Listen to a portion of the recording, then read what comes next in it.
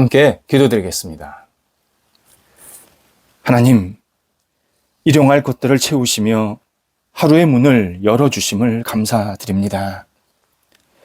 저희는 오직 주님의 채우시는 대로 살고자 하오니 주께서 저희 삶을 선하게 인도하여 주옵소서. 부족함이 생겨도 주님의 인도하심을 신뢰하며 조급하지 않게 하옵소서. 필요한 것들을 채우실 주님을 기대하며 오늘도 영혼의 여유를 갖게 하옵소서. 이미 주신 것들을 거룩하고 선한 목적으로 활용하게 하옵소서. 풍성하게 주신 복을 오늘도 확인하게 하시고 감사와 은혜의 고백이 충만하게 하옵소서. 저희가 하나님 나라의 지체로서 해야 할 역할에 오늘도 충실하게 하옵소서. 주변 신앙인들의 역할을 격려하고 축복하게 하옵소서. 함께 마음과 뜻을 다하여 주님을 사랑하고 주님의 영광을 위해서 하나 되게 하옵소서. 병상에 있는 사랑하는 환우들을 붙잡아 주옵소서. 가정과 병원에서 치료받고 재활훈련 받고 가료하는 과정 속에서 하나님의 능력의 손길을 경험하게 하시고 오늘도 주님 때문에 감사와 기쁨의 고백이 있게 하옵소서. 환우들이 하나님 안에서 진정한 평강을 누리게 하시고 육체의 아픔과 연약함은 있지만 오직 하나님의 치유의 손길로 말미암아 날마다 힘있게 하루를 시작하고 마무리할 수 있게 하옵소서. 잘 치료받으실 수 있도록 모든 여건들을 주장하여 주옵소서. 옆에서 기도하시는 가족들에도 함께하여 주셔서 하나님 소망 주시고 믿음 주시고 함께 기도할 때에 복의 교제가 나타나도록 인도하여 주옵소서. 가족들에게도 성령께서 날마다 동행하여 주옵소서. 자녀들을 붙잡아 주옵소서. 자녀들이 예수님 안에서 오늘도 주님과 동행하며 하나님을 경배하며 경외하는 날 되기를 간절히 원합니다. 자녀들이 가는 곳곳마다 하나님의 사람으로 빛을 발하게 하시고 흔들림이 없게 하시고 주님만 의지하며 주님 사랑하며 생각하며 주 앞에 모든 것을 내어 맡기는 믿음의 자녀들 되게 하옵소서. 어린 자녀들 하나님 은혜 가운데서 무럭무럭 잘 자라게 하시고 신앙이 저희들의 영혼 속에 가득 채워지게 하옵소서. 학업에 있는 자녀들 집중해서 최선을 다하게 하시고 이 학업의 시간이 하나님의 뜻에 합당하게 하시고 주님을 거룩하게 영화롭게 하는 그러한 준비 시간 되게 해주셔서 본인의 미래도 준비할 뿐만 아니라 하나님께 기쁨으로 쓰임받는 시간이 될 수 있도록 모든 시간들을 선하게 이끌어 주옵소서. 하나님께서 주신 우리 장성한 자녀들 은혜 가운데에서 더 성장 성숙하게 하시고 좋은 직장 일거리 만나게 하시고 좋은 만남이 있게 하여 주셔서 하나님 풍복을 누리며 주님과 동행하면서 세상 속에서 빛을 발하도록 인도하옵소서. 우리 자녀들에게 거룩한 소망을 허락하여 주옵소서. 일터를 붙잡아 주옵소서. 저희들에게 주신 일터가 주님이 일하시는 일터, 주님이 역사하시는 일터, 하나님이 함께 하셔서 마음껏 주의 뜻이 펼쳐지는 일터가 되게 하옵소서. 우리 모든 성도들의 일터가 하나님과 동행하면서 마음껏 쓰임받게 하시고 하나님 나라를 확장하는데 거룩한 도구가 되도록 인도하옵소서. 하나님, 일터 속에 어려움이 있는 분들이 있습니다. 도우셔서 문이 열리게 하시고 잘 극복되게 하시고 앞을 향해 나아갈 수 있는 모든 시간들이 다시 세워지도록 인도하옵소서. 교류하고 있는 성도들이 있사오니 시작된 거 잘 마무리되게 하시고 끝까지 주님의 선한 능력으로 함께해 주시어서 날마다 좋은 만남이 있게 하시고 그 일들을 통해서 하나님 앞에 쓰임받도록 인도하옵소서. 도전하는 성도들, 배우는 성도들, 새롭게 일을 시작하는 성도들 한 사람 한 사람 선하게 이끌어 주셔서 지혜 주시고 열정 주시고 거룩한 꿈을 허락하여 주셔서 앞을 향해 나아가도록 인도하옵소서. 열매도 풍성히 맺히도록 인도하옵소서.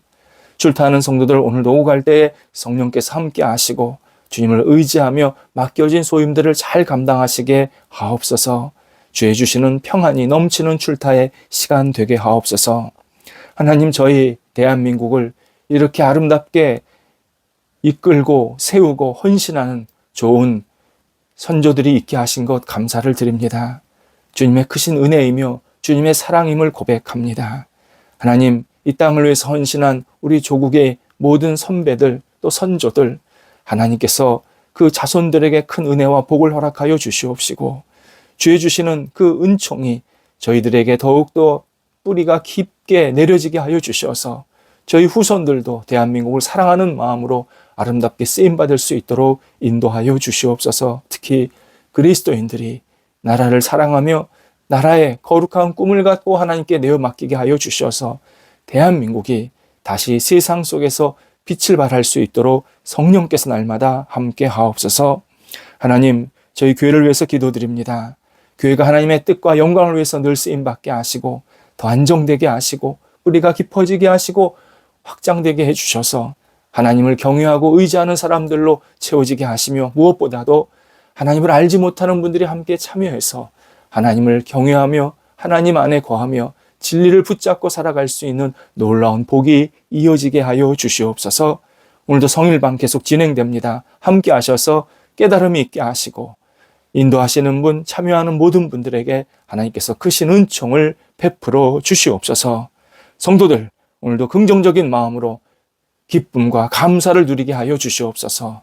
주 안에서 평안을 누리게 하시고 주님께 모든 것을 내어 맡기며 주님을 생각하며 의지하는 복 있는 날 되게 하옵소서. 예수님의 이름으로 기도드립니다. 아멘. 오늘 우리에게 주시는 하나님의 말씀은 신약성경 요한 1서 2장 27절 말씀입니다. 요한 1서 2장 27절 말씀입니다. 살아계신 하나님의 말씀을 봉독합니다. 너희는 주께 받은 바 기름 부음이 너희 안에 거하나니 아무도 너희를 가르칠 필요가 없고 오직 그의 기름 부음이 모든 것을 너희에게 가르치며 또 참되고 거짓이 없으니 너희를 가르치신 그대로 주 안에 거하라. 아멘. 우리는 삶에 믿음을 전제해야 이 땅을 살 수가 있습니다. 우리가 믿음이 없다면 이 땅을 한순간도 제대로 살 수가 없는 상황이 분명히 이어집니다. 식당에서 음식을 사 먹는 것, 대중교통을 이용하는 것, 약속대로 이행할 것을 기대하는 이 모든 것들은 바로 믿음이 근거가 되어야 합니다. 믿지 못하면 우리는 물 한 모금도 제대로 먹을 수가 없습니다. 이때 우리의 믿음은 일시적인 믿음과 궁극적인 믿음으로 구분이 됩니다. 일시적인 믿음은 특정한 일이 생겼을 때 잠시 믿는 형태입니다. 궁극적인 믿음은 절대적인 내용을 평생 지속해서 믿는 태도입니다. 그렇다면 우리가 누구를, 무엇을 절대적으로, 궁극적으로 믿느냐에 따라서 생활의 전체 방향과 질이 달라집니다. 예를 들어서 물건을 굳게 믿고 살면 물건은 사라진다라는 특징이 있기 때문에 우리의 마음도 붕붕 떠다니게 됩니다. 그래서 물건을 붙잡고 살면 내 마음이, 내 삶이 절대 안정되지 못합니다. 만약 사람이 절대적인 믿음의 대상이 되면 사람의 본질은 변합니다. 그래서 변하는 것을 믿는 것이기에 역시 우리의 삶도 계속 변해질 수밖에 없습니다. 이때 변한다는 것은 좋은 쪽으로 변하는 것보다는 좀 안 좋은 쪽으로 변하는 것이 훨씬 많습니다. 특히 우리 시대에 나는 나 자신을 믿어 하면서 자기 자신을 죽을 때까지 믿으려는 사람들이 있습니다. 하지만 나를 믿고 사는 것은 폭풍우가 불면 금방 휘둘리게 됩니다.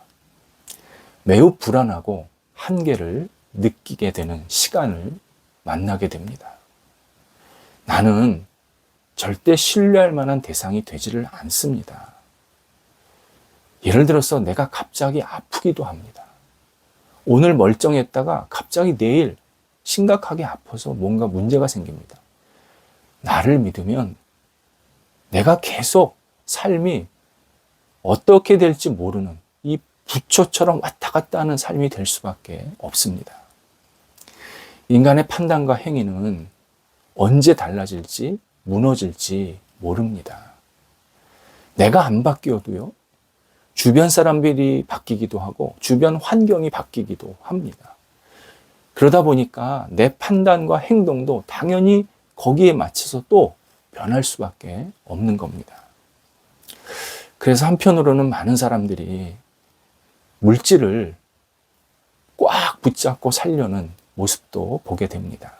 물질은 거짓말하지 않아. 물질은 내가 버리지 않으면 나를 버리지 않아. 이렇게 생각하기 때문입니다. 그런데 이 물질의 결정적인 단점이자 어려움이 있습니다. 물질은요, 우리가 물질을 잡는 순간 그때부터 물질이 나를 억압합니다. 얽매입니다. 그러니까 내가 물질을 소유했다고 생각을 하지만 어느 순간부터 물질이 나를 붙잡고 있다는 사실을 깨달으면서 내 삶이 전혀 자유롭지 못하게 됩니다. 그래서 그리스도인들뿐만 아니라 모든 인간은 궁극적으로 변하지 않는 하나님을 믿어야 합니다. 우리의 믿음의 대상은 오직 하나님만이 되어야 합니다. 하나님을 신뢰하면 우리의 불안, 요동함은 사라집니다. 하나님을 신뢰하고 또 신뢰할수록, 그러니까 신뢰의 깊이가 깊어질수록 우리의 불안 해소 정도도 완전히 달라지고 불안이 사르르 없어집니다. 하나님을 믿는다. 이 말은 결국 하나님의 말씀, 성경, 또 하나님께서 나한테 말씀하시는 어떤 내용들, 이런 것들을 믿는 것을 의미합니다. 하나님의 말씀은 우리에게 구원을 주시는 능력이 있고요. 이 말씀은 변하지가 않습니다.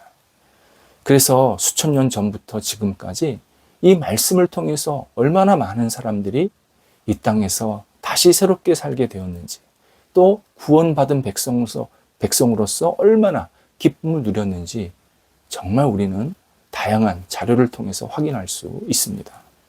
이에 우리는 하나님의 말씀이 우리 존재 전체를 주장하게 나를 드려야 합니다. 말씀에 나를 드려야 합니다. 그러면 우리의 영혼이 굳건히 세워지게 됩니다. 예수님께서 제자들에게 너희는 나를 누구라 하느냐 물으셨을 때 제자 대부분은 제대로 대답을 하지 못했습니다. 사람들이 나를 누구라 하느냐라고 물으셨을 때 제자들은 어떤 사람은 예수님을 선지자로, 선생님으로 이렇게 다양한 사람들이 평가하는 예수님을 전할 수 있었습니다. 그런데 막상 그러니까 너희 제자들은 나 예수를 누구라고 하느냐 물으셨을 때 대다수의 제자들은 대답을 하지 못한 겁니다. 이때 베드로가 주는 그리스도이십니다. 살아계신 하나님의 아들이십니다. 고백을 합니다. 다른 제자들도 베드로와 똑같이 예수님을 만났고 경험했고 말씀을 들었습니다. 그런데 그 제자들은 그때까지 예수님이 누구이신지 정확하게 고백할 수도 알 수도 없었습니다.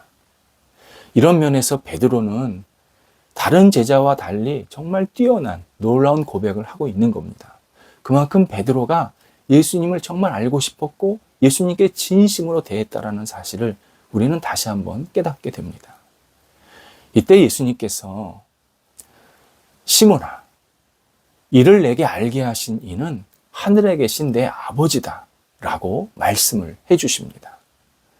예수님은 베드로가 이런 놀랍고 비밀스러운 진리를 깨닫게 된 근원을 설명하시고 있습니다. 예수님은 베드로가 예수님을 고백한 것은 베드로의 지각, 어떤 열심, 이런 것들이 아니라는 겁니다. 하나님께서 직접 베드로에게 깨우쳐 주셨다, 가르쳐 주셨다 말씀합니다. 그래서 예수님은 구원자, 예수님은 독생자라는 이 진실을 베드로가 알게 됐다. 이 말은 인간의 지식이나 경험을 통해서가 아니라, 또는 사람들의 의견을 듣거나 또는 배워서가 아니라 오직 하나님께서 베드로에게 임하셔서 가르치셨다. 이렇게 분명하게 설명하시는 장면이었습니다. 신약성경을 읽으면 베드로는 하나님 나라에 매우 진지했고 갈급한 사람이었습니다. 그래서 그는 예수님께 질문도 많이 합니다. 또 열심히 따라도 다녔습니다. 예수님께서 기적을 일으키시면 자기도 그 기적을 동참하고 싶어서 저도 그 기적에 좀 참여하게 해주세요 라고 요청도 했습니다. 그래서 물 위를 걷기도 했습니다. 다른 제자들은 그냥 멀뚱히 쳐다볼 때가 많이 있었습니다. 하나님은 베드로의 이 영적인 목마름을 아시고 그에게 응답하셔서 주님이 어떤 분이신지 깨닫게 만드신 겁니다. 오늘 본문은 이 사실을 더 정확하게 알려주십니다. 본문을 풀면 이런 내용입니다. 너희는, 곧 그리스도인 하나님의 자녀는 주께 받은 기름 부음이 있다. 우리 안에 있다. 이렇게 전제해 주십니다. 이때 아무도 너희를 가르치지 않아도 오직 하나님의 기름 부으심이, 하나님께서 우리에게 기름 부어주심이 모든 것을 우리에게 가르치신다, 깨닫게 하신다 라고 설명해 주고 있습니다. 이런 내용입니다. 신앙인, 그리스도인들을 가르치는 것은 세상의 지식이 아니라는 의미입니다. 하나님의 기름 부으심입니다. 기름 부음이란 하나님께서 성령을 통해서 어떤 진실을 우리에게 깨우쳐 주시고 통찰력을 갖게 하시고 그리고 진리에 대해서 확신하게 만드시면서 더 진리에 깊이 빠져들게 만드시는 그러한 능력, 그러한 인도하심, 이것이 기름 부으심입니다. 그런데 이것이 그냥 내가 가만히 있으면 뜬금없이 이런 깨달음이 오고 이런 능력이 임하는 것은 아닙니다. 바로 하나님의 말씀, 곧 성경을 통해서만 이런 확신과 깨달음을 허락해 주십니다. 따라서 베드로도 기름 부음 받은 과정이 이런 겁니다. 베드로는 평소 예수 그리스도를 따라다니면서 예수님의 말씀을 계속 집중해서 경청하게 됩니다. 잘 들었습니다. 그리고 그 말씀을 진심으로 받아들였습니다. 믿었습니다. 그랬더니 하나님께서 예수 그리스도의 말씀을 통해서 예수님이 누구신지 분명히 깨닫게 하셨습니다. 하나님의 말씀을 많은 사람이 들었지만 베드로만 예수님이 누구인지 정확히 깨달았다라는 의미입니다. 하나님은 지금도 많은 사람들에게 말씀하십니다. 그런데 많은 사람이 진리를 깨닫는 것은 아닙니다. 핵심은 하나님이 말씀하시는 바를 우리가 온전히 믿음으로 받아들여야 합니다.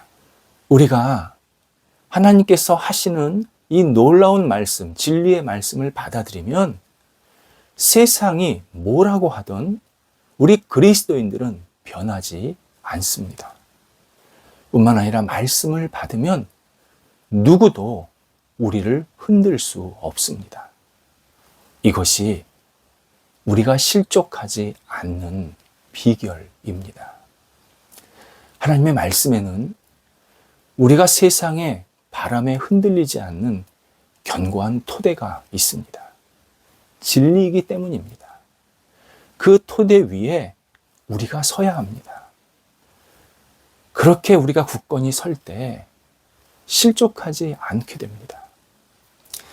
내가 말씀을 굳건히 붙잡고 말씀을 영혼으로 기쁘게 받아들일 때, 그때 우리에게는 실족하지 않는 힘이, 견고한 토대가 계속 생기게 만드십니다. 주님의 말씀을 듣고 다시 우리가 주님 안에 거하게 될 때 우리는 실족에서 언제나 이겨낼 수 있는 굳건한 능력을 갖게 됩니다. 기도하겠습니다.